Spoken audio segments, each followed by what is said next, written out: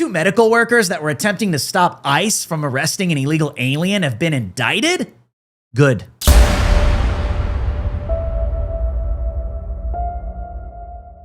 Two medical workers indicted by federal grand jury for assault of a federal agent trying to arrest fleeing illegal alien in California. Acting U.S. Attorney for the Central District of California, Bill Asaley, announced on Wednesday that a federal grand jury has indicted two medical workers for assault of a federal agent last month at the Ontario Advanced Surgical Center, where a fleeing illegal alien was aided by several clinic workers who tried to prevent his arrest. Videos of the July 8th incident went viral after it was falsely claimed the man was a patient at the clinic.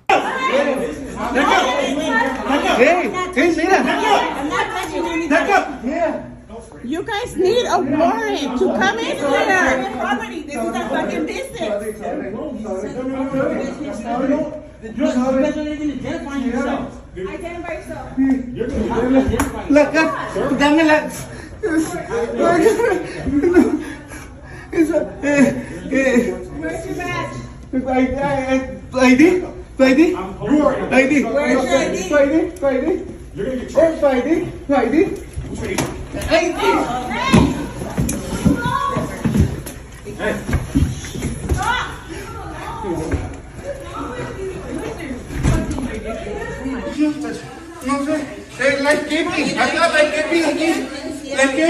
¿Cómo se llama? Police.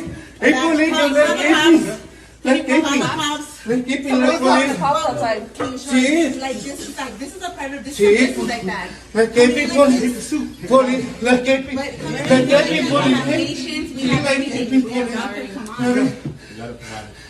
Leave. Like this is a private property. Hey.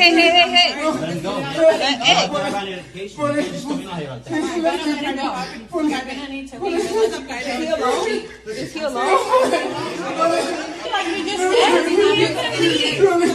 Let him go. Hey. Let go.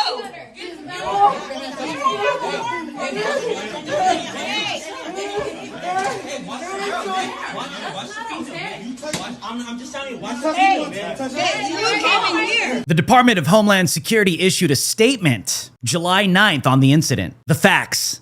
ICE officers conducted a targeted enforcement operation to arrest two illegal aliens. Officers in clearly marked ICE bulletproof vests approached the illegal alien targets as they exited a vehicle. One of the illegal aliens, Dennis Julian Solis, who is from Honduras, fled on foot to evade law enforcement. He ended up near the Ontario Advanced Surgical Center, where hospital staff assaulted law enforcement and drugged the officer and illegal alien into the facility. Then, the staff attempted to obstruct the arrest by locking the door, blocking law enforcement vehicles from moving, and even called the cops, claiming there was a kidnapping. Look at these losers.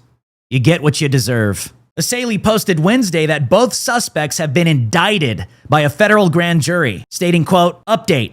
A federal grand jury has returned an indictment against both medical workers for assaulting a federal agent during an immigration enforcement operation. Both defendants will now stand trial for a felony violation of 18 U.S.C. 111. An excerpt via Cornell Law School on 18 U.S.C. 111. 18 U.S. Code subsection 111. Assaulting, resisting, or impeding certain officers or employees. Good. You want to get in the way of law enforcement doing their jobs, arresting and apprehending illegal alien criminals? Well, that makes you a criminal too. You'll be in cuffs as well. Alligator Alcatraz to be emptied out in a few days after Obama judge orders facility to be dismantled. Alligator Alcatraz will be emptied out in a few days after an Obama judge ordered the facility to be dismantled. Last week, U.S. District Judge Kathleen Williams, an Obama appointee, barred the Trump administration from bringing new illegal alien detainees to Alligator Alcatraz. She also ordered the facility to be dismantled within 60 days. Alligator Alcatraz is a detention center for illegal aliens, many of whom are rapists, murderers, and designated foreign terrorists. Earlier this month, Judge Williams cited environmental violations for her 2-week pause on future construction. On Thursday, Judge Williams issued a preliminary injunction barring the Trump administration from bringing new illegal aliens to Alligator Alcatraz and ordered the facility to be dismantled. The judge stated, "The court enters a preliminary injunction prohibiting the state and federal defendants and their officers, agents, employees, attorneys, and any person who is in active concert or participation with them from bringing any additional persons onto the TNT site who were not already being detained at the site at the time of this order going into effect. No later than 60 days from the date of this order, and once the population attrition allows for safe implementation of this order, 40 of the defendants shall remove the temporary fencing installed by defendants to allow tribe members access to the site consistent with the access they enjoyed before the erection of the detention camp, the Sunbelt lighting fixtures, and any additional lighting installed for the use of the property as a detention facility, and all generators, gas, sewage, and other waste and waste receptacles that were installed to support this project. CBS News reported, the Department of Homeland Security has begun moving detainees out of a controversial state-run immigration detention center in the middle of the Florida Everglades, dubbed Alligator Alcatraz, days after a federal judge ruled that parts of the facility must be dismantled. The detainees are being transferred to other immigration detention centers, DHS said in a statement Wednesday, blaming a court order for an activist judge that it called another attempt to prevent the president from fulfilling the American people's mandate to remove the worst of the worst. DHS is complying with this order and moving detainees to other facilities. We will continue to fight tooth and nail to remove the worst of the worst from American streets, DHS said in a statement to CBS News. Well, it's clear this judicial coup is doing exactly what it was designed to do, and that's sabotage the Trump administration's efforts to deliver mass deportations for the American people. Cancer, acne rosacea, multiple sclerosis, and rheumatoid arthritis are 4 different diseases in 4 different areas of medicine. What if they can all be treated with parasite medication, and that turns out for these diseases to be true? What if I told you that if you had a pet or ate sushi, you are more likely to have parasites? This means that a lot of our ailments that we experience every day are caused not by environmental issues, but by parasites as well. This is something Big Pharma does not want you to know about. I know many of us check off many of these boxes. This is why Purge is offering their new liver cleanse products for all of you out there that need to clear those toxins out once and for all. PurgeStore.com offers everything you need to cleanse and detox your body. Powerful enzymes and probiotics, 15-day colon cleanse protocols, liver cleanse, and of course, the parasite cleanse. Right now, if you go to PurgeStore.com and use promo code DREW, that's DREW, you will get 20% off your entire order. Use the link in the description below, PurgeStore.com, and support the Gateway Pundit today.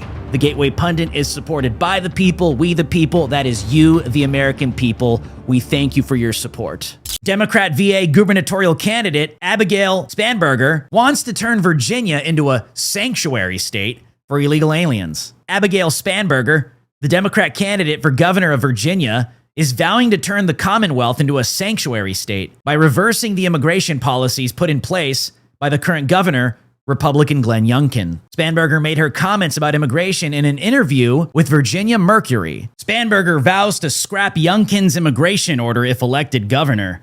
Democrat nominee for Governor Abigail Spanberger says one of her first acts, if elected, would be to undo Governor Glenn Youngkin's February directive requiring Virginia law enforcement to help carry out federal immigration crackdowns, a policy, she argues, wastes local resources and undermines community trust. I would rescind his executive order. Yes, Spanberger told the Mercury in a lengthy policy interview earlier this month, referring to Youngkin's Executive Order 47 issued in February. The order gave state police and corrections officers authority to perform certain immigration duties and also urged local jails to fully cooperate with federal deportation operations. But the use of local police and state police resources to enforce civil immigration infractions, not only is it not actually doing the work of ensuring that those who have committed crimes are out of our communities or held accountable,